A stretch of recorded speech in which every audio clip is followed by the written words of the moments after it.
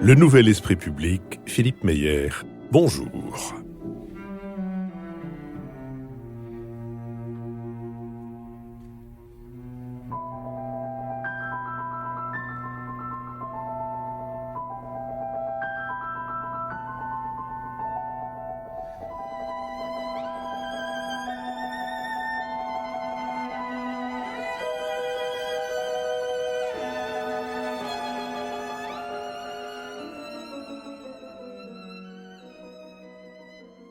Bonjour, merci de nous avoir rejoints pour cette nouvelle édition du Nouvel Esprit Public, au cours de laquelle nous allons nous efforcer d'éclairer certains éléments de l'actualité de la semaine écoulée. Nous le ferons avec Nicolas Bavrez, avocat et essayiste, avec Jean-Louis Bourlange, député des Hauts-de-Seine, avec Nicole Niesotto, professeur titulaire de la chaire Union européenne au Conservatoire national des arts et métiers, et avec Michaela Wiegel, correspondante à Paris de la Frankfurter Allgemeine Zeitung. Auparavant, je voudrais vous rappeler que vous pouvez d'ores et déjà vous inscrire pour notre prochaine émission en public à l'école alsacienne, qui a lieu le 10 mars. Le lien pour s'inscrire est sur notre site, le nouvel esprit public sans séparation.fr. Je vous rappelle que vous pouvez nous lire et pas seulement nous entendre, car sous l'onglet « Lisez-nous » de notre site et sous chaque lien avec un de nos enregistrements figure un compendium des propos échangés lors de l'émission du dimanche précédent. Et vous pouvez également, sous l'onglet « Chroniques », découvrir quelques billets d'humeur, quelques chroniques inspirées par les circonstances et qui peut-être évoqueront des souvenirs à un bon peu d'entre vous. Je vous rappelle aussi que nous sommes partenaires de l'hebdomadaire Le 1. Cette semaine, il est consacré au grand débat utile ou futile, puisque c'est l'interrogation de cet excellent hebdomadaire. On y trouve des contributions contradictoires, les unes parlant de simulacre de démocratie, les autres de moments de libération de la parole. Je signale aussi que le 1, qui avait déjà connu un beau succès avec sa revue America, lance Zadig, un nouveau trimestriel de 196 pages, qui se propose, je cite, de rendre lisible un pays devenu illisible, la France. Au moment où notre société se fracture, nous avons, disent les fondateurs de Zadig, la conviction qu'elle manque d'un récit à partager. C'est ce récit, tissé de tous les récits qui racontent la France d'aujourd'hui, que nous avons l'ambition de vous proposer. On peut participer au financement du projet Zadig par le site KissKissBankBank. Et à propos de financement, ne perdons pas de vue que c'est vous qui assurez notre indépendance et notre pérennité en vous abonnant, comme l'ont fait celles et ceux que nous allons avec plaisir remercier maintenant: Claire Sierra, Daniel Soulez-Larivière, Malik Douaoui, Johan Lemay et Jean Macario. Michaela Wiegel.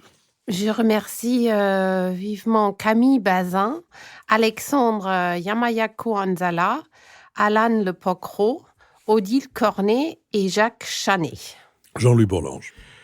Eh bien, moi, je remercie Gabriel Sigrist, Pierre de Lalande, Étienne Neveu, Simon Renaud et Frédéric Brosson. Nicole Niesotto. Remerciements à Éric Rondeau, Benoît Gayochet, Mika Reverdy, Jorge Sexer et Jean-Christophe Niolet. Nicolas Bavrez. Au nom du Nouvel Esprit Public, je remercie Kevin Cazel, Baptiste Lelièvre, Michele Laronde, Michel Bontonneau et François Florenca. Rejoignez leur liste en vous abonnant, c'est très simple, il suffit de vous rendre sur le site www.lenouvelespritpublic.fr sans séparation, rubrique Soutenez-nous, et intéressons-nous au grand débat et à la dérive violente des Gilets jaunes et à la question de la sortie de crise. Samedi 9 février, la 13e journée de mobilisation des Gilets jaunes a une nouvelle fois été marquée par des violences et des heurts entre forces de l'ordre et manifestants. Ils étaient 51 000 mobilisés en France, dont 4 000 à Paris, où 39 personnes ont été interpellées. Le ministre de l'Intérieur, Christophe Castaner, a dit son dégoût lorsqu'un véhicule de l'opération Sentinelle a été incendié, tandis qu'un collectif d'avocats dénonçait l'utilisation de grenades de dispersion qui ont encore fait un blessé et en demandait l'interdiction. Depuis 3 mois, malgré une mobilisation en baisse, le mouvement des Gilets jaunes, infiltré par les casseurs, draine son lot d'images choquantes, agrémentées de vitrines cassées, de blessés et de voitures brûlées. Les préjudices subis par les commerçants et l'espace public s'accumulent. alors que l'association France Urbaine, qui réunit les élus des grandes villes et métropoles françaises, hausse le ton. Elle a demandé dimanche dernier l'organisation d'une réunion d'urgence avec le gouvernement pour évoquer des aides et des indemnisations pour compenser les pertes. Et pour ajouter à ce climat de tension, la maison du président de l'Assemblée nationale, Richard Ferrand, fait l'objet d'une tentative d'incendie. Des proclamations et des symboles antisémites ont ressurgi. 2 portraits de Simone Veil ont notamment été recouverts à Paris de croix gammées.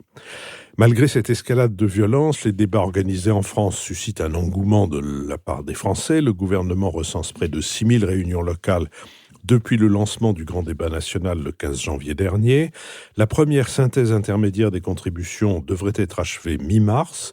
Avant de laisser l'Assemblée nationale et le Sénat se pencher sur les propositions des Français, le gouvernement a imaginé cette semaine une étape intermédiaire. Des conférences régionales de citoyens tirées au sort, chargées de hiérarchiser les contributions et de réfléchir à des propositions. De telles conférences seront organisées et se tiendront les week-ends du 15, 16 et du 22-23 mars, du vendredi soir au samedi soir. Elles seront au nombre de 18, une par région métropolitaine, 5 pour l'outre-mer et une dédiée aux jeunes.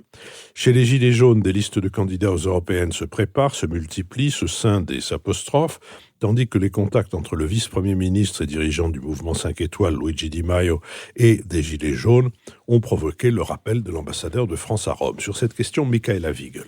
Oui, quelle sortie de crise. Il est indéniable, on a l'impression, hors toute période électorale, même si bientôt la campagne pour les européennes va commencer, la France vit actuellement une sorte de parenthèse démocratique depuis le 15 janvier avec cette ouverture du grand débat qui doit donc s'achever le 15 mars. J'aimerais tout d'abord m'intéresser à l'aspect, aux effets extérieurs de cette crise des Gilets jaunes, parce que je trouve on en parle, mais pas forcément dans un sens de l'intérêt européen. On voit qu'il y a des tentatives ouvertes, comme de la part du gouvernement italien, d'utiliser cette crise non seulement pour affaiblir davantage le président français, mais aussi pour imposer en quelque sorte un autre modèle en Europe, pour renforcer en sous-main les forces qui œuvrent déjà à un affaiblissement de la construction européenne. Et je pense que cet aspect-là est très peu discuté finalement dans le grand débat. Quelles sont les conséquences de cette livre de doléances, cahier de doléances ouverte en quelque sorte, qu'est la France actuellement, parce que partout, les gens se sentent légitimés à parler juste de ce qui ne va pas, mais très peu de ce qu'ils veulent réellement. Et il y a aussi un autre aspect, et celui, je le trouve encore plus inquiétant, c'est le rôle moins ouvert que joue la Russie dans le soutien aux Gilets jaunes et notamment dans les réseaux sociaux. On sait maintenant que le média préféré des Gilets jaunes est Russia Today, donc ce service de news qui renforce chaque aspect des protestations et légitime cette colère. Et ce qui est intéressant, ils ont aussi, quand on regarde vraiment la lecture qui est donnée des événements, ils ont donné cette idée que finalement la violence paye. Et je crois que c'est un des aspects très importants pour comprendre pourquoi le mouvement, alors que des nouveaux sondages montrent que plus que 50% des Français souhaitent que le mouvement des samedis s'arrête, pourquoi il y a toujours une minorité qui considère que la violence, ils pouvaient obtenir des changements par la violence. Et c'est vrai, malheureusement, le gouvernement avait donné un signal, en tous les cas, un peu mélangé quand ils ont, suite aux violences, notamment ce qui s'est passé à l'Arc de Triomphe, reculé et cédé aux principaux revendications du mouvement, de la première étape du mouvement.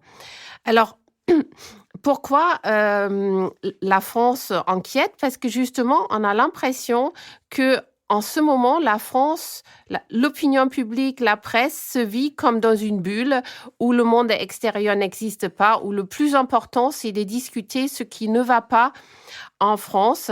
Et ce qui est curieux, ça arrive si peu de temps après une campagne présidentielle où a gagné le candidat qui avait justement fait de son programme d'ouvrir les fenêtres et de faire regarder le pays vers le monde et notamment vers l'Europe.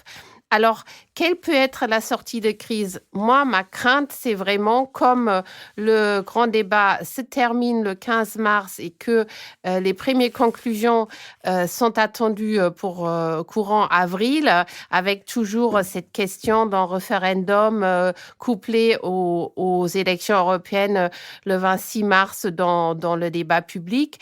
Je crains que la campagne électorale pour les européennes va être complètement escamoté en quelque sorte par le mécontentement que suscitera nécessairement la fin du grand débat.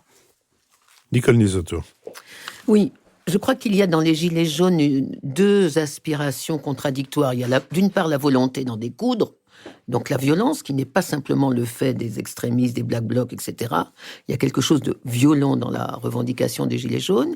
Et puis la volonté de parler et surtout d'être entendu, d'être écouté. Et donc on a vraiment ces deux revendications en même temps. Et on aurait pu penser que le succès du grand débat, on a pensé au début que le succès du grand débat allait calmer la violence et le besoin d'en découdre. Et on s'aperçoit que ce n'est pas le cas. Le grand débat est un très grand succès, mais la violence demeure. Et je crois qu'il faut vraiment réfléchir à ça, notamment pour la sortie de crise.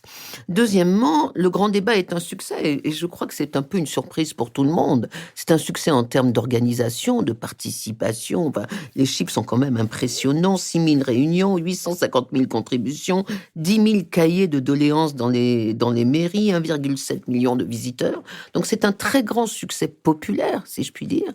C'est un succès aussi, bien sûr, pour le président de la République, dont la cote n'a cessé de remonter depuis qu'il s'est engagé avec les élus locaux et les simples citoyens. Mais évidemment, du coup, c'est un succès à risque, parce que la crainte, c'est de déboucher uniquement sur une énorme frustration nationale. Si les propositions qui en sortent ne sont pas à la mesure de l'investissement qui a été mis dans ce grand débat, eh bien, si on accouche d'une souris, le risque, c'est vraiment d'avoir une très grande frustration nationale. Et simplement, déjà aujourd'hui, on peut voir qu'il y a une victime collatérale de ce grand débat, et c'est le débat sur l'Europe. Alors, il y a autant de débats sur ce que veulent les Gilets jaunes qu'il y a d'absence de débat sur l'Europe. Deuxième point, quelle sortie de crise? Alors, il y a deux solutions. Soit on considère que c'est un problème, que les Gilets jaunes sont un problème plutôt franco-français qui est dû à un certain type de management d'Emmanuel Macron et à un certain type de politique ultra-libérale, je cite. Et à ce moment-là, on peut penser que la sortie de crise dépendra du type de mesures qui seront proposées et tout rentrera dans l'ordre. Ou on peut penser que le mouvement des Gilets jaunes est l'expression française d'une crise beaucoup plus vague, beaucoup plus européenne, beaucoup plus occidentale. Et alors, il n'y a pas de sortie de crise. Il y aura des sorties de crise ponctuelles, mais le retour de façon récurrente de cette frustration, de cette colère des classes moyennes dont on voit l'expression dans les populismes aussi bien en Europe qu'aux États-Unis. Et moi, je pense qu'effectivement, ce serait une illusion de penser qu'il y a une sortie de crise définitive. Il y aura des sorties de crise ponctuelles et puis des retours de crise parce qu'on est dans un mouvement qui est, à mon avis, plus révolutionnaire occidental que dans un mouvement franco-français. Mais pour en revenir à la France, je crois que là aussi, il y a deux attitudes possibles. Soit le gouvernement considère qu'il doit donner des réponses en termes de contenu. Plus de justice fiscale, plus de social, plus de je ne sais quoi. Et puis de reprendre après son programme garder le cap, comme dit Griveaux, et là c'est l'échec absolu. Soit au contraire, il faut que le grand débat débouche sur une modification de la façon dont on fait de la politique. C'est-à-dire de garder peut-être une certaine expertise technocratique, mais de la coupler à l'écoute citoyenne, et de garder la verticalité du pouvoir peut-être, mais nuancée de beaucoup de participation citoyenne. Et là, moi, personnellement, je vois deux sorties de crise nécessaires, une démocratie plus participative et une décentralisation politique plus grande. La démocratie participative, alors il y a 1000 propositions, 1000 suggestions pour la faire. Rosan Vallon distingue une démocratie participative qui associe les citoyens à la consultation politique, c'est donc les référendums, par exemple. Et puis, il y a la démocratie participative qui associe les citoyens à la décision politique. Par exemple, des référendums locaux pour des problèmes régionaux, par exemple le vote à 16 ans dans les élections locales, etc., etc. Mais je crois qu'il faut tout un arsenal pour passer d'une gouvernance représentative à une gouvernance multi-représentative avec les ONG, avec les associations de consommateurs. Je trouve que comme Que Choisir ou Amnesty International devraient être participatives de la décision. Et dernier point, Philippe, sur le deuxième aspect, la décentralisation politique accrue. Ça, on a commencé à le faire. Tout le monde reconnaît que la limitation à 80 km/h aurait dû être laissée aux décisions locales. Et je crois qu'il faut une espèce de subsidiarité un peu à l'allemande. Je ne dis pas qu'il faut créer des Länder français, mais qu'il faudrait quand même décentraliser un peu de politique en France. Nicolas Bavrez. La figure de cette crise, c'est le rond-point, et de fait, on a l'impression que la France tourne en rond. Côté Gilets jaunes, je crois que ce qui a été dit est juste, c'est-à-dire que ce mouvement, progressivement, s'est vidé des gens raisonnables, et qu'aujourd'hui, il est dans une logique de radicalisation. On a de plus en plus de violences qui touchent les élus, qui touchent les médias, qui touchent les bâtiments publics, qui touchent les villes. On a par ailleurs une empreinte de plus en plus claire et de l'extrême gauche et de l'extrême droite. Et même s'il ne s'agit pas on ne peut pas confondre le renouveau de l'antisémitisme et les Gilets jaunes, mais il est néanmoins clair qu'il y a des points d'interaction entre les deux. Donc d'un côté, on a cette radicalisation et cette idée que la violence paie, qui est une idée d'ailleurs qui a été très fortement lancée par la ZAD de Notre-Dame-des-Landes et qu'on retrouve aujourd'hui maintenant très ancrée chez les Français. La deuxième chose, c'est le grand débat. C'est un succès, effectivement, mais c'est un succès extrêmement ambigu, parce que c'est un succès qui est organisé autour de la surexposition permanente du président de la République. Donc, de même qu'il n'y a pas pour l'instant, du côté des Gilets jaunes, on n'a pas de leader, on n'a pas de projet politique. Chaque fois que ce mouvement essaye de trouver une expression politique avec une liste aux européennes ou autre chose, ceci est fracassé par les Gilets jaunes eux-mêmes. Et de l'autre côté, on a un président qui se surexpose et une majorité qui continue à se vider. L'Élysée se vide. La majorité parlementaire, on le voit, est de plus en plus écartelée. Et du coup, on se retrouve quand même avec un très grand paradoxe, c'est-à-dire que on débat, oui, mais avec des résultats qui sont assez stupéfiants, puisque c'est au départ une jacquerie fiscale. Qu'est-ce qu'on a comme proposition aujourd'hui ? Rétablir l'ISF, augmenter l'impôt sur le revenu, l'impôt sur les successions, et alors même ce coup de génie qui est qu'alors que c'est parti d'une taxe sur les carburants et d'une taxe carbone complètement déraisonnable, on a des députés de la majorité qui ont trouvé cette idée géniale d'accélérer encore la taxe carbone pour plus redistribuer. Donc plus d'impôts pour plus de redistribution, alors que ce pays meurt et des impôts et d'un niveau de transferts sociaux qui n'est pas soutenable. La deuxième chose très paradoxale, c'est que c'est un mouvement pour le pouvoir d'achat. La croissance va tomber à 1,3%. On a créé quand même 70 000 chômeurs partiels. C'est un mouvement de la France, des petites villes, des PME qui meurent effectivement de l'inefficacité des services publics et de la pression fiscale. Et on est en train d'abîmer encore un peu plus ces villes moyennes, de ruiner les commerces, l'artisanat et les PME. C'est aussi une crise de la démocratie. Et cette crise de la démocratie, on en sort avec un président qui se surexpose encore un peu plus, et puis des élections européennes, puisqu'elles existent quand même, et dont on a dit qu'elles sont en train de passer complètement à la trappe. Donc, c'est vrai que la sortie est très compliquée, puisque pour l'instant, tout ce qu'on a trouvé, c'est de renforcer tous les maux structurels de la France à travers ce mouvement. Donc, sur le fond, je suis quand même frappé du fait que le grand débat n'aborde quand même pas toute une série des problèmes fondamentaux de notre pays. Par exemple, le chômage structurel ahurissant, le fait que la France a 9% de chômeurs depuis un quart de siècle. Personne ne parle du chômage, ce qui est quand même quelque chose de très inquiétant. On ne parle pas des finances publiques. Il y a toute une série de choses dont on ne parle pas. Et dans la forme, on a quand même toujours ce problème que le référendum était évidemment une très mauvaise idée. Donc visiblement, on s'en est quand même rendu compte et maintenant, tout le monde rétropédale. La dissolution est impossible. Donc on risque de sortir avec un remaniement alors qu'on sait très bien que le problème, en réalité, n'est pas celui du Premier ministre, mais du Président de la République. Jean-Louis Bourlanges. Oui, moi, ça fait maintenant 3 mois que je me sens, en tant que citoyen, en tant que parlementaire aussi, très profondément en marge de tout ce qui se fait dans ce pays, de part et d'autre. Je porte un jugement plus désenchanté que critique, mais je trouve que ce qui se passe véritablement est profondément décevant. Je crois qu'un débat,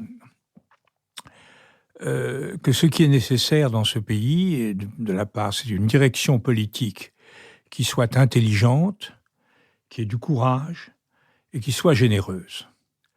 Les Gilets jaunes ne présentent aucune de ces qualités. Les articles mis en circulation depuis le début du mouvement sont dépourvus de toute pertinence en termes de diagnostic, de documentation, d'analyse du réel, de réalisme de la mise en œuvre. On agite la langue, on sort des idées. Je me rappelle ce que disait Chirac, mais il le disait parce qu'il était intelligent. Et je me lève le matin, j'ouvre la bouche et j'entends une connerie qui sort.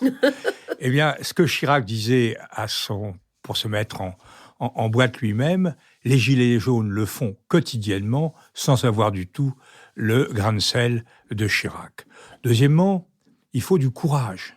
La politique demande du courage. Le courage, c'est pas de faire les bravaches. Le courage, c'est d'assumer des responsabilités de ce qu'on fait. Or là, aucune prise de responsabilité. Vis-à-vis de la violence, c'est évident. Je veux bien que les violences ne soient pas commises par la grande majorité des Gilets jaunes. Mais ce que je constate, c'est que le discours des Gilets jaunes n'est pas vraiment de condamnation de la violence, mais de condamnation de la police qui serait indirectement responsable de violences qui mettent à feu et à sang l'ensemble des centres-villes du pays. Je crois qu'il y a là une dérobade. Le caricaturiste de l'opinion, l'excellent CAC, sur les élections, représentait 2 Gilets jaunes, dont l'un disait à l'autre « Je n'accepterai pas d'être représenté par quelqu'un qui accepte d'être élu ». Je crois que c'est vraiment le mot. Donc on est en face d'une attitude de fuite, de dérobade, de refus de prise de responsabilité. Moi, c'est le contraire de ce que mon papa et ma maman m'ont appris en tant que citoyen et en tant qu'électeur. Troisièmement, la générosité. Quand vous intervenez dans le débat public, il est normal que vous défendiez des intérêts, des catégories, surtout si ces intérêts sont légitimes, si ces catégories sont fragiles. Mais là, il n'y a rien au-delà de ces défenses catégorielles, de ce ressentiment et de cette mise en cause d'un certain nombre de catégories, notamment aucun discours sur le bien public. Pourquoi l'Europe est-elle à la trappe ? Parce que ça demande une petite réflexion. C'est quelque chose qui n'intéresse pas directement telle ou telle catégorie. C'est quelque chose qui nous concerne tous. Quel type d'Europe voulons-nous ? La voulons-nous ambitieuse ? La voulons-nous légère ? La voulons-nous politique ? La voulons-nous économique ? Là, il faudrait réfléchir à ce qu'est notre bien commun, notre intérêt commun. Rien. Pas de débat sur la défense, pas de débat sur la politique économique, pas de débat sur les solutions réelles en matière d'aménagement du territoire, même pas de réflexion sur la nature des inégalités. On proteste simplement au nom de telle ou telle catégorie de revenus, on n'en a pas assez, on en veut plus, il faut prendre aux riches, etc. Mais on ne se pose pas la question de ce que doit être une société en termes de répartition des revenus, en termes de généralisation de la solidarité. Or, c'est essentiel. Moi, je pense que dans ce pays, un principe serait qu'on a assez d'impôts. Peut-être sont-ils mal organisés, mais pas d'impôts supplémentaires. Je pense que le mécanisme de distribution, de redistribution est extrêmement poussé. En revanche, il y a toute une réflexion sur la permanence des inégalités culturelles, l'enfermement dans les statuts, l'enfermement dans des parcours. Il y a une réflexion, à mon avis, très intéressante et beaucoup plus complexe que celle qu'on mène actuellement sur les responsabilités de l'aménagement du territoire. Je suis un élu de la région parisienne, je puis vous dire que les gens de la banlieue ne sont pas à la fête. Ils ont souvent 2 heures, 3 heures de temps contraint chaque jour. Ils ont un coût de logement supérieur à tout ce qui se trouve, un coût de la vie très élevé. Or, ils paient les mêmes impôts que les autres. Je ne veux pas dire qu'ils seraient à plaindre. Je veux dire qu'il faut poser ces problèmes froidement. Et quand je vois ce grand débat, je ne vois rien de tout ça. Je ne vois aucun problème posé, aucune mise en perspective dans le temps, aucune réflexion sur les inconvénients, les avantages collatéraux des mesures proposées. Je vois simplement, et je le salue, le courage du président de la République qui a décidé de relever le gant et de confronter son ego, dont on sait qu'il n'est pas mince, à l'ego de 65 millions de Français. Il le fait avec courage, avec talent, mais on est dans la situation du gars qui jette du 50e étage et qui, au 30e étage, dit « Jusqu'à maintenant, tout va bien ». Michaëla Wiegel. Oui, je voulais revenir à la question très pertinente, je trouvais, de Nicole, sur la question, est-ce qu'on vit une crise franco-française ou est-ce que c'est la variante de la crise qui affecte aujourd'hui un peu toutes les démocraties occidentales au moins. Et je crois effectivement, on est dans le cas dans le deuxième cas, c'est-à-dire quelque chose qui traverse toutes nos sociétés. En revanche, j'ai vraiment l'impression qu'il y a des facteurs qui font que l'expression de cette crise soit aussi violente en France et que aussi cette espèce de tournée en rond qu'on constate et que Jean-Louis Bourlanges vient si bien de décrire, c'est-à-dire on pose pas les bonnes questions mais on donne plein de réponses qui vont nulle part. Ça, je pense, ça tient vraiment au fait que la France, dans toute son organisation, a accumulé des faiblesses structurelles qui étaient des atouts en sortant de l'après-guerre où il s'agissait de reconstruire un pays et une économie, mais qui aujourd'hui, on le voit en tous les cas, j'exclurai probablement le secteur de la défense et de la sécurité où ces forces sont toujours présentes, mais sur la gestion d'un pays dans une économie mondialisée, on voit bien que finalement, dans des Länder allemands historiquement qui ont historiquement, qui ont une histoire commune et qui ont donc une expérience aussi de cette gestion plus proche des citoyens, mais plus proche des entreprises aussi, où la décision politique est plus proche aussi des besoins des entreprises. Ça, on ne peut pas le créer ad hoc. Alors, je sais que déjà, cette fusion, cette réforme territoriale, fusion forcée des régions, c'était pour, en quelque sorte, aboutir à un ensemble qui ressemblerait un petit peu à ce qui se passe dans d'autres pays d'organisation fédérale en Europe. Faut pas toujours parler que de l'Allemagne et l'Espagne aussi, et un cas qui a une organisation plus proche. Mais j'ai l'impression que ça ne marche pas parce que c'est, encore une fois, c'est fait d'en haut.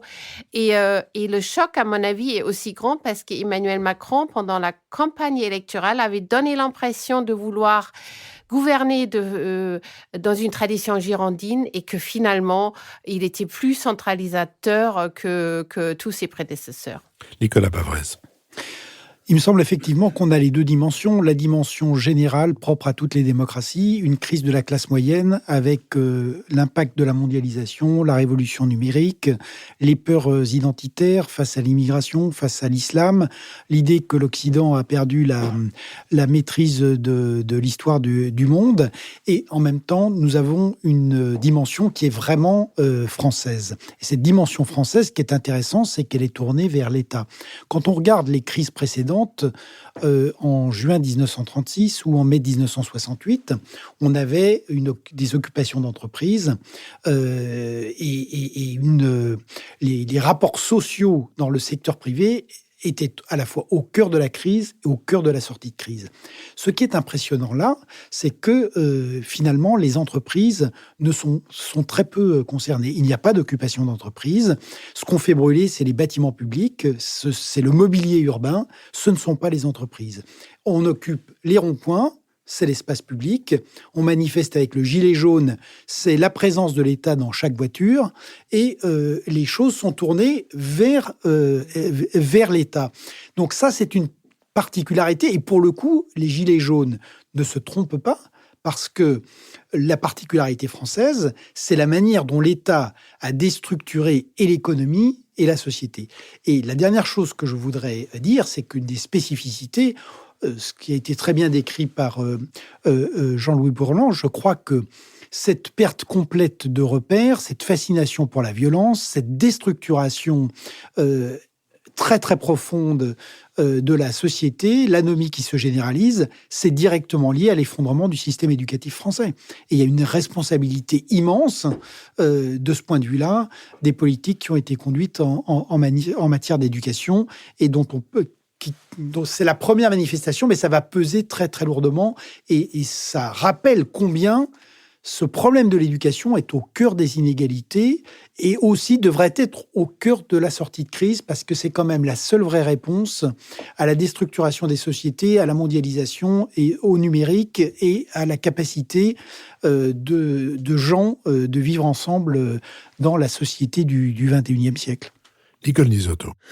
Juste un point. Si on est d'accord pour dire que c'est aussi l'expression française d'une crise européenne ou occidentale plus générale, alors, pour faire le lien avec l'Europe, il faudrait aussi qu'il y ait la réflexion sur une réponse européenne, pas forcément occidentale, mais en tout cas au moins européenne. Et là, pour refaire le lien avec le débat qui, j'espère, va s'ouvrir sur les élections au Parlement européen, je pense que l'idée de mettre à un niveau européen une certaine partie de la redistribution de la richesse produite au niveau européen, qui est quand même encore aujourd'hui la plus grande puissance économique du monde, de penser dans le budget européen une part de redistribution sociale, en particulier pour les exclus ou les vaincus de la mondialisation, serait peut-être une façon de relancer une adhésion citoyenne à ce projet européen. Oui, je voudrais appuyer ce que vient de dire Nicole. Je pense que l'Europe pèse de deux manières et contradictoires sur cette affaire. D'abord, les menaces sur nos valeurs, sur nos principes, sur la laïcité, sur la démocratie, sur la représentation, elles sont maintenant à nos portes. Pour la première fois, nous sommes confrontés à un monde que nous avons pensé en 1989-92 apprivoisé. Nous avons pensé à la fin de l'histoire, nous avons pensé que c'était gagné. Eh bien non, nous sommes en face d'une altérité hostile, une altérité agressive. Ça pousse à l'Union européenne. Mais dans le même temps, cette altérité, elle a pénétré nos frontières. Elle a pénétré l'Europe centrale, elle a pénétré l'Italie, l'Autriche, nous-mêmes d'ailleurs, nous ne sommes pas très nets, les Britanniques. Donc on a au cœur de l'Europe ce débat lui-même. Et là, c'est une situation très difficile parce que l'Europe a toujours été adaptée à la gestion d'un consensus émergent, mais elle n'a jamais été fabriquée pour surmonter un dissensus croissant. Et nous sommes donc dans cette Europe divisée entre deux sensibilités différentes, et là, nous sommes mal armés pour y faire face. Donc je crois que les élections européennes sont placées sous le double signe de cette Europe jamais plus nécessaire et de cette Europe jamais plus difficile. Je vous remercie. Dans sa première intervention tout à l'heure, Nicolas Bafrès rappelait que le symbole de cette insurrection, c'est les ronds-points. Et au moment où Nicolas disait ça, me venait à l'esprit le sketch de Raymond DeVos sur les ronds-points. Oui. Le sens interdit, où quelqu'un rentre dans un rond-point et ne peut plus en sortir car toutes les rues qui permettraient de sortir de ce rond-point sont en sens interdit. Intéressons-nous, si vous voulez bien, maintenant à l'Iran, puisque le 11 janvier dernier, il y a eu en Iran 40 ans que l'ayatollah Khomeini et les siens installaient le premier régime islamique de l'ère moderne, dont la doctrine se résume par la formule « suprématie du théologique sur le politique ». Le pays fait aujourd'hui face à un bilan économique pour le moins médiocre, dû notamment à la subordination de l'économique au politique, lui-même subordonné aux religieux, et à une gestion étatiste désastreuse entre népotisme, double marché d'échange, contrôle des prix et nationalisation de nombreuses industries. Les sanctions américaines ont achevé de déstabiliser une économie malade de longue date. Dans une population dont 75% n'étaient pas nés en 1979, cette situation a provoqué un exil des cerveaux et des entrepreneurs. Le pays est régulièrement secoué par des grèves et des manifestations contre le chômage, la médiocrité des services publics ou même contre les coupures d'eau. Ces manifestations peuvent basculer dans la dénonciation d'un régime arc-bouté sur la primauté du religieux, qui autorise le guide spirituel, gardien de la pureté islamique et révolutionnaire, à trancher de tout et d'abord de la sécurité. Le régime des mollahs est éminemment répressif, y compris sous la présidence de Hassan Rouhani, réélu en 2017 et présenté à l'Ouest comme modéré. Néanmoins, dans ce pays gangréné par la corruption jusqu'au plus haut niveau institutionnel, les dénonciations publiques de profiteurs du système se multiplient sur les réseaux sociaux et n'épargnent pas le clergé. Dans un discours prononcé place Azadi, place de la liberté en persan, le président Rouhani a affirmé qu'en dépit de tous leurs efforts, les États-Unis ne parviendraient pas à détruire la République islamique. Il a promis la poursuite du développement des missiles balistiques en dépit des mises en garde américaines. La rupture diplomatique irano-américaine officielle depuis avril 1980 s'est installée dans les esprits. La prise d'otage à l'ambassade des États-Unis de Téhéran entre novembre 1979 et janvier 1981 a traumatisé les Américains et plongé l'Iran dans un isolement international qui dure encore. Fin janvier, pour tenter de rompre cette quarantaine, la France, l'Allemagne et le Royaume-Uni ont officialisé la mise en place d'un mécanisme baptisé Instex, devant permettre à certaines entreprises européennes de commercer avec l'Iran en dépit des sanctions américaines, alors même que la Maison-Blanche cherche à diviser les Européens, comme vient de montrer le sommet qui s'est tenu les 13 et 14 février à Varsovie en présence du chef de la diplomatie américaine, Mike Pompeo. Sur cette question, Nicolas Bafrès. La révolution iranienne a été très importante. Elle a ramené la religion et notamment l'islam au premier plan de la politique et de la géopolitique. Et elle a ramené une forme de régime, la théocratie, qu'on croyait appartenir au passé.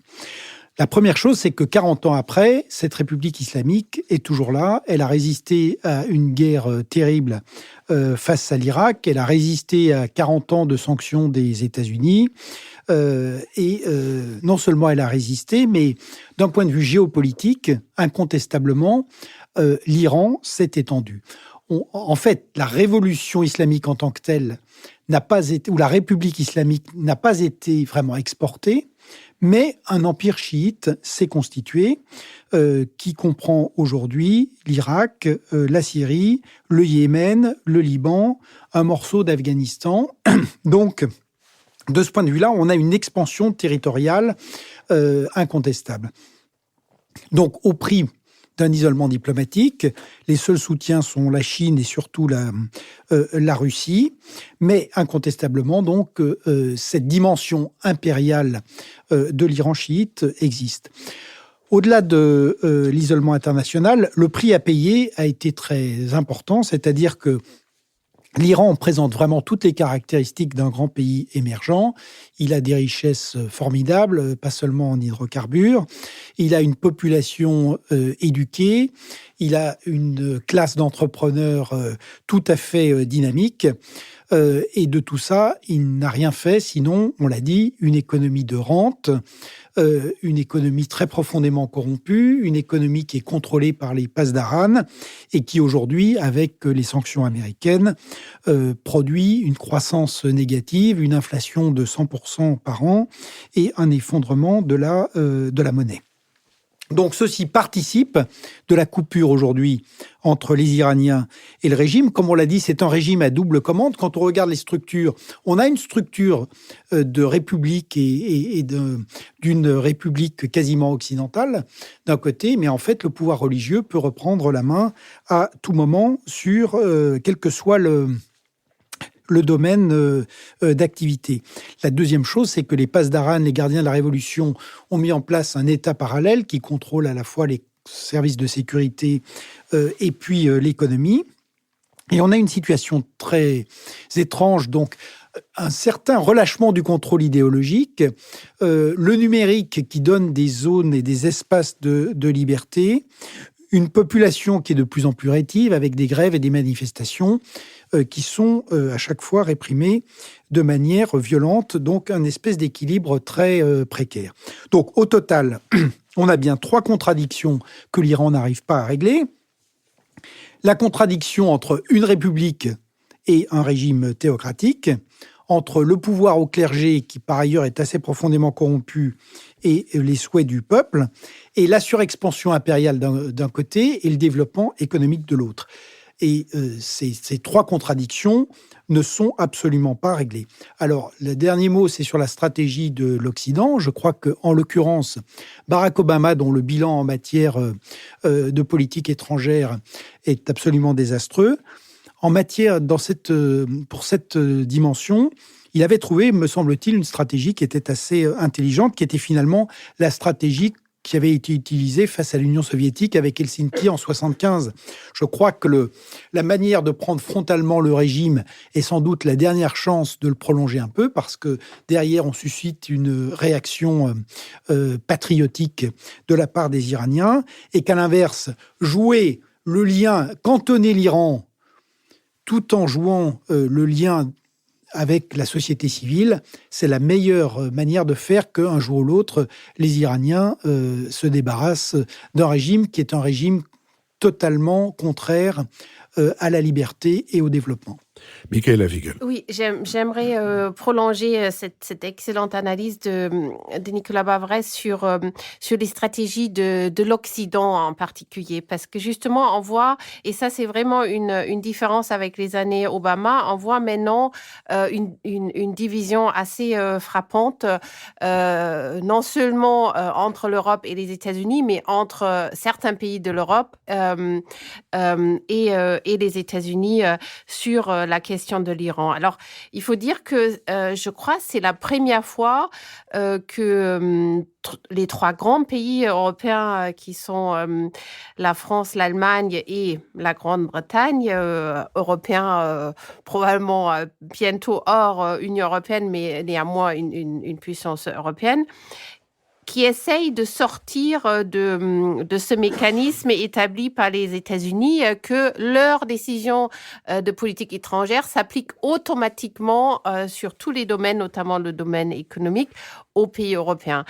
Donc c'est un mécanisme, cette agence de financement en quelque sorte des transactions avec l'Iran qui est encore timide, qui n'est pas encore l'ampleur de rassurer vraiment les gros investisseurs, mais au moins c'est une tentative de sortir de cette extraterritorialité que les États-Unis imposent et qui sont un véritable problème, notamment pour les grandes banques européennes, parce que ça veut dire que leur marché américain est menacé si jamais il s'engage dans des pays comme l'Iran qui est frappé maintenant par cette stratégie de prendre de front le régime que poursuit Trump.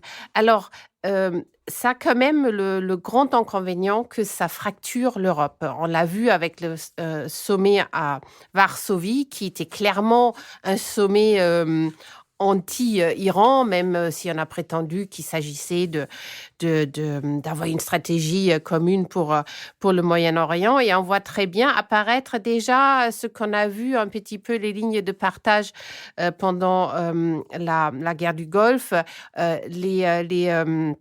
les pays de l'Est de l'Europe, notamment la Pologne et les pays du Visegrad, qui considèrent qu'il n'y a pas meilleure protection que l'OTAN et que du coup, il fallait à tout prix suivre les États-Unis, même sur cette question de l'Iran.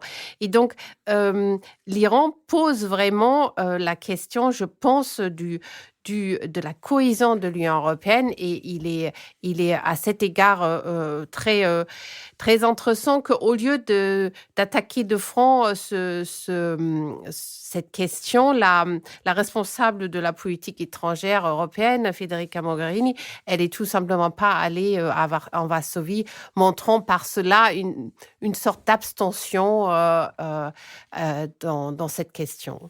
Nicole Disotto. Oui. D'abord, sur le plan intérieur, ce qui frappe, c'est à la fois l'incroyable longévité de ce régime dictatorial et son échec. Son échec économique, social et politique. Et normalement, un tel échec aurait dû amener un changement de régime, ou en tout cas une évolution du régime. Alors, il y a eu quelques ouvertures depuis 2013, en particulier les femmes ont gagné quelques millimètres sur le voile, etc. Mais quand même, ça reste un régime extrêmement répressif, et qui échoue sur le plan économique, 100% d'inflation, un jeune sur 3 au chômage, des jeunes diplômés qui quittent tout le capital intellectuel de l'Iran est en train de quitter le pays, et un échec social. Des manifestations ont lieu pratiquement, sinon tous les jours, en tout cas toutes les semaines en Iran, et de plus en plus à partir d'ouvriers, notamment de la métallurgie, c'est-à-dire qui sont la base idéologique du régime.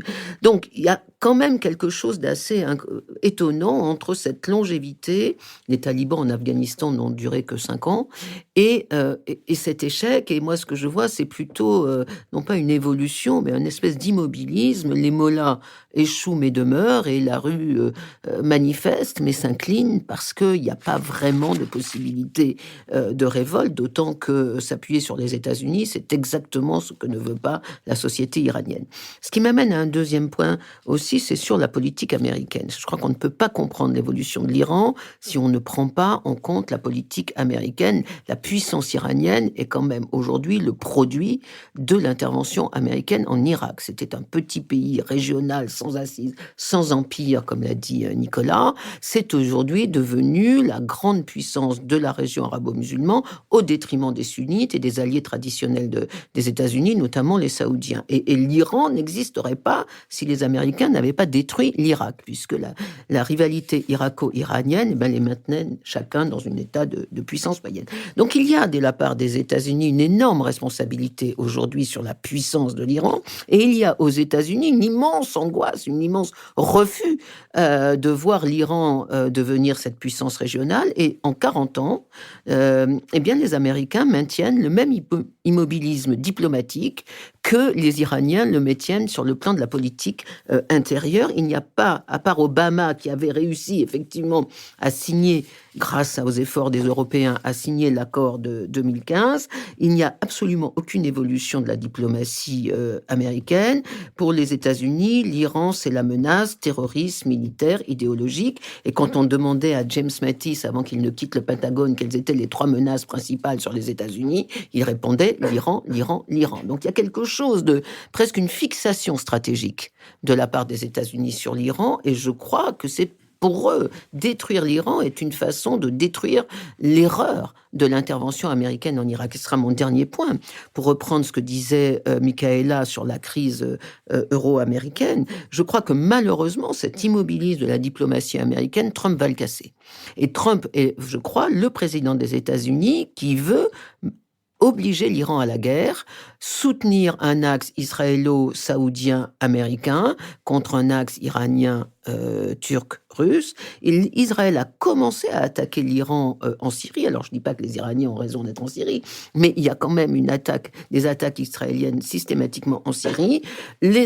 Trump a essayé de faire ce grand sommet à Varsovie, absolument un échec total, et ça, c'est la gloire des Européens. Mais moi, je n'exclus pas que parmi les scénarios d'avenir, ce ne soit pas le scénario de la lente évolution intérieure du régime, mais que ce soit un scénario de guerre, et qui malheureusement aurait l'effet inverse d'ailleurs. Une guerre de l'Iran contre l'axe israélo-saoudien aboutirait plutôt à un renforcement des durs, parce que le patriotisme iranien est quelque chose de puissant, plutôt qu'à une évolution lente du régime vers plus d'ouverture.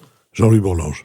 Oui, pour illustrer la distinction que faisait Philippe dans sa présentation entre le caractère théocratique du régime et la façon dont nous-mêmes nous vivons la politique, je suis tenté de citer une anecdote. C'est que du temps qu'il était président, Ahmadinejad était allé voir le guide suprême et lui avait dit « Guide suprême, je dois vous entretenir d'un problème d'une extrême importance. Il faut élargir sans tarder toutes les avenues de Téhéran. » Et le guide suprême lui demandait pourquoi. Parce que, dit-il, l'imam caché va revenir. Et ça va provoquer un afflux de population tel que la capitale ne pourra pas accueillir les populations. Rien n'est plus urgent que d'aménager la ville pour accueillir le retour de l'imam caché. Alors, on voit que on n'est pas tout à fait câblé pareil en Occident et du côté des mollahs.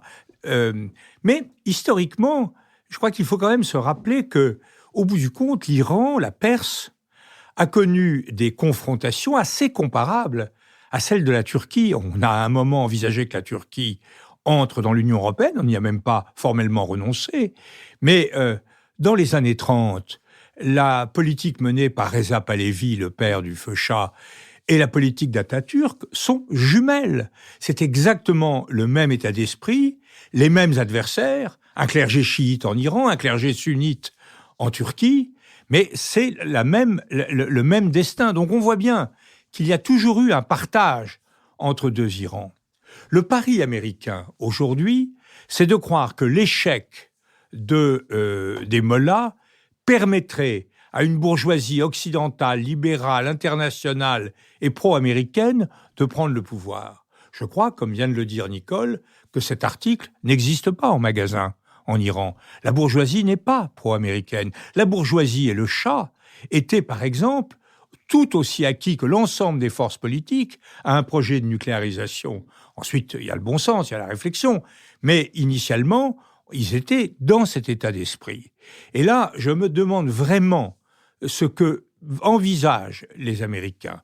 On a quand même fait la démonstration, nous, Français, à notre détriment, que de détruire un pouvoir comme le pouvoir du colonel Kadhafi en Libye ne menait à rien dès lors qu'on n'avait pas de solution alternative. On ne détruit que ce qu'on remplace. Et je ne vois pas du tout où on en est. Alors, en réalité, l'histoire de la guerre froide montre que ce n'est pas principalement par des embargos qu'on fait évoluer les régimes. L'histoire de Cuba le montre assez, mais que c'est plutôt en corrompant, au sens aronien du terme, les régimes sociaux des pays totalitaires qu'on les amène à composition, ce qui s'est passé en URSS, par exemple. Je crois donc que les Européens ont plus de bon sens que les Américains dans cette affaire. Mais les Européens ont peut-être les mains plus sensibles, plus intelligemment sensibles que les Américains, mais comme Kant chez Peggy, ils n'ont pas de main. Je crois qu'effectivement, ce sommet qui a eu lieu, où une croisade anti-iranienne s'est en fait affichée, en l'absence de Mme Mogherini, qui était supposée incarner la politique étrangère de l'Union européenne, c'est tragique. Cette absence des Européens sur un théâtre européen, dans la confrontation ou l'association avec un État qui est à nos frontières, aux frontières de l'Union européenne, c'est quelque chose de véritablement préoccupant. Et moi, j'ai souvent rompu des lances avec Hubert Védrine, mais je crois très sincèrement que l'Union européenne ferait un grand progrès en confiant sa diplomatie, non pas à une belle âme, à quelqu'un parcouru par les doux sentiments qui animent les ONG, mais par quelqu'un qui se fait de la politique internationale une idée réaliste. Je vote pour Hubert Védrine à la place de Federica Mogherini. On aurait l'air moins sot. Je vous remercie. Nous allons sur cet appel solennel, et dont nous espérons tous qu'il sera entendu. Nous allons maintenant entrer dans notre dernière séquence, la séquence des brèves. Je voudrais l'ouvrir avec un fait d'actualité. Ceux qui participaient à ce qui s'appelait la Ligue du LOL, c'est-à-dire ceux qui, à la naissance des réseaux sociaux, les ont utilisés pour harceler hommes et femmes, pour s'en prendre à leur physique, pour ridiculiser leur travail, en substituant l'injure à l'argument, ceux qui les calomniaient, ceux qui arrivaient à truquer des photos pour les mettre dans des situations qui n'étaient pas sexuellement extrêmement flatteuses, et tout un tas de choses du même genre. Ceux-là, donc, ont été à leur tour dénoncés, mis à pied, licenciés et sont vilipendés sur Twitter et sur Facebook. Très bien, c'est celui qui blessera par le réseau social sera blessé par le réseau social. Je crois qu'il n'y a rien à dire là-dessus, et que peu de comportements sont aussi antipathiques que celui de ces meutes. Les uns après les autres, les harceleurs se frappent la poitrine, ça sonne pas toujours juste, mais leurs employeurs, et je pense notamment à ces deux confrères que sont Libé et les Inrocks, ont été très rapides, très prompts à les mettre à pied ou à les licencier. Très bien, peut-être c'était ce qu'il fallait faire. Je me demande aussi si ces employeurs n'auraient pas intérêt à réfléchir eux-mêmes à ce qui, dans leur propre comportement institutionnel, je dirais, d'entreprise, ne relevait pas de l'arrogance et de l'absence de respect d'autrui. J'ai en mémoire quelques articles, un article sur une actrice italienne, Ornella Muti, qui était traitée de loukoum, un article sur Alain Resnais, qui était traité de crétin. C'est peut-être en se remémorant, d'abord, c'est faux dans les deux cas, et peut-être en se remémorant et en parcourant leurs propres archives, que à leur tour, les employeurs de ces harceleurs pourraient peut-être se rendre compte de ce qu'a été et peut-être de ce qu'est encore leur comportement. Michaela Wiegel.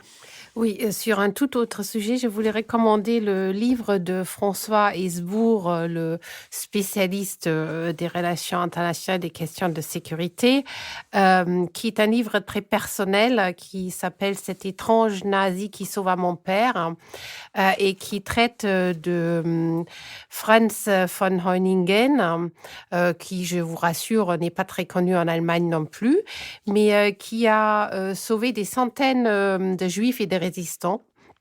Et donc, parmi eux, le père de François Hesbourg, Georges Hesbourg.